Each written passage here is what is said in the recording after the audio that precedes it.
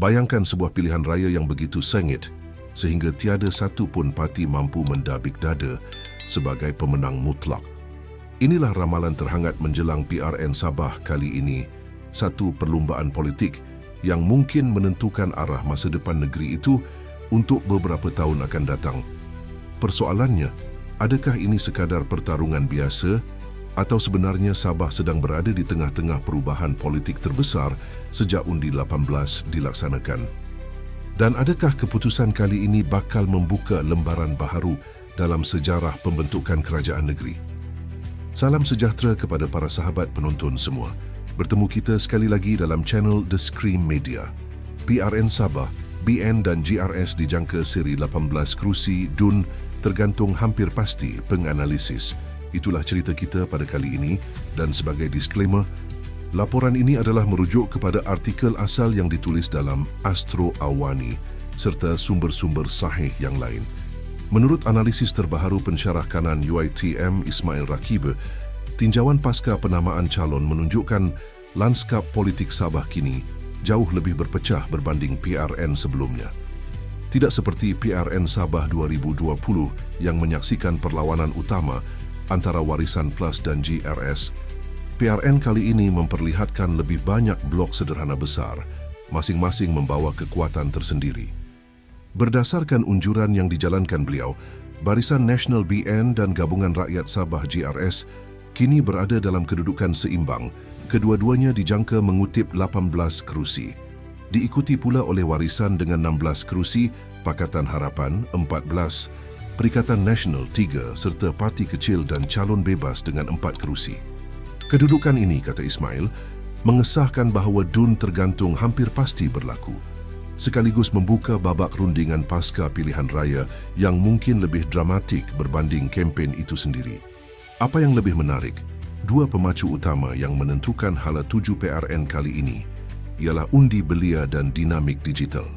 Dengan pelaksanaan undi 18 serta pendaftaran automatik, Sabah kini mempunyai lebih 660,000 pengundi baharu, menjadikan kelompok belia sekitar 30% daripada jumlah keseluruhan pengundi.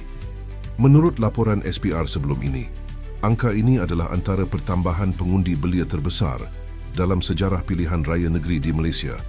Dan golongan ini, jelas Ismail, tidak lagi terikat kepada sentimen kesetiaan politik tradisional.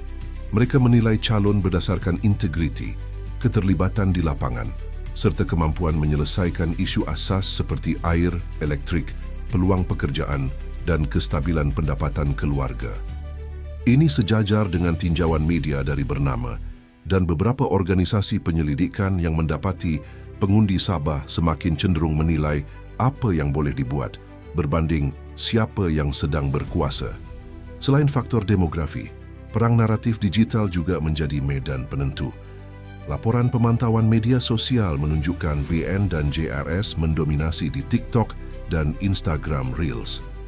Menariknya, BN dilihat lebih agresif dengan strategi mengetengahkan calon muda, hampir 80% muka baharu, sekaligus meningkatkan daya tarikan kepada pengundi generasi baharu.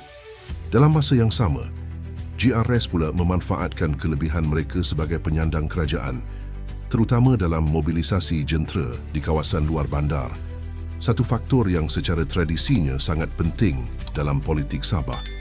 Namun persaingan utama antara BN dan GRS tidak sekadar soal jumlah kerusi. Ia juga dilihat sebagai pertembungan dua imej politik, kestabilan institusi yang dicanang GRS berbanding agenda pembaharuan politik yang cuba dipromosikan BN. BN memperoleh sedikit kelebihan daripada nostalgia stabil, era pentadbiran terdahulu serta manfaat pecahan undi dalam pertandingan berbilang penjuru. GRS pula bergantung kepada kedudukan penyandang dan kekuatan jentera. Tetapi, berdepan cabaran persepsi berkaitan integriti serta kelemahan menyelesaikan isu asas yang sering dikeluhkan rakyat. Di sisi lain, Warisan kekal menjadi kuasa penting, terutama di pantai timur. Warisan membawa sentimen lokalisme, satu identiti politik unik Sabah yang menekankan isu tanah, autonomi, peluang ekonomi setempat dan naratif Sabah untuk orang Sabah. Namun seperti diakui sendiri oleh Ismail, Warisan berdepan cabaran besar.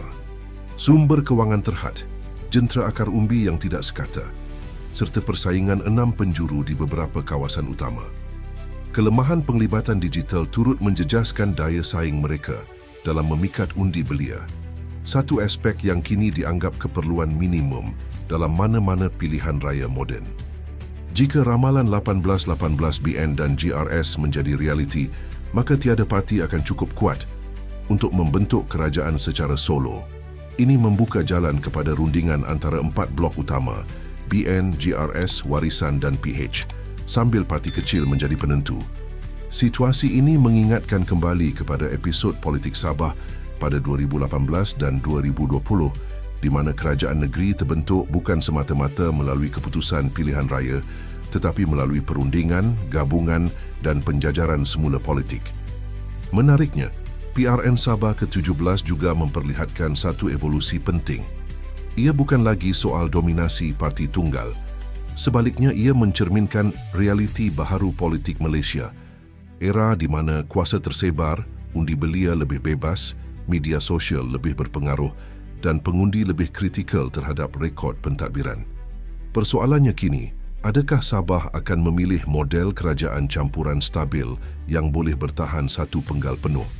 Atau mungkinkah perubahan dinamika politik ini mengheret negeri ke arah episod ketidaktentuan yang baharu? Apapun, PRN Sabah kali ini menjanjikan sesuatu yang lebih besar daripada sekadar angka kerusi. Ia adalah cerminan bagaimana generasi baharu membentuk masa depan politik mereka sendiri. Jika anda mengikuti perkembangan ini, apakah yang anda jangka akan berlaku selepas hari pengundian? Gabungan manakah yang anda fikir paling berpotensi membentuk kerajaan? Dan lebih penting lagi, apakah model pemerintahan yang sebenarnya terbaik untuk Sabah dalam jangka panjang?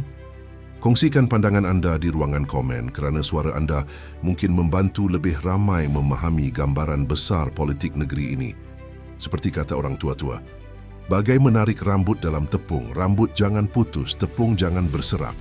Begitulah halnya dalam pembentukan kerajaan, memerlukan kebijaksanaan, kesabaran dan kesepakatan. Dan jangan lupa juga pesan hikmat, jauh perjalanan luas pemandangan.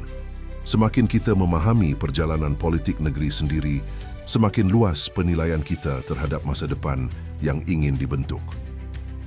Terima kasih kerana menonton dan teruskan mengikuti perkembangan PRN Sabah di saluran ini. Kita harapkan yang terbaik untuk masa depan Sabah dan semoga berjaya kepada semua calon yang bertanding. Sekian, kita jumpa lagi.